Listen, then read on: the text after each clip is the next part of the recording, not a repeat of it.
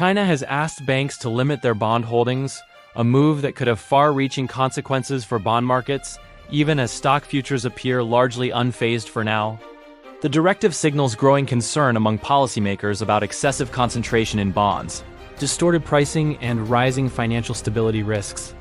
Over the past year, Chinese banks have piled aggressively into government and policy bank bonds, driving yields lower and inflating what many analysts describe as a bond bubble driven by weak growth and limited alternatives. While equity markets are not reacting yet, the bond market is far more sensitive to policy signals of this nature. When regulators intervene directly in portfolio allocation, it often marks an inflection point rather than a routine adjustment.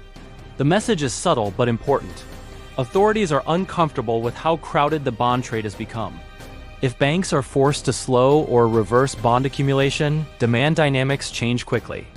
That can push yields higher, pressure prices, and ripple across credit markets.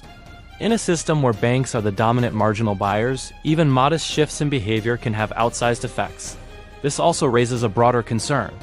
China's bond market has been acting as a safe harbor amid weak property activity, soft equity performance, and sluggish growth.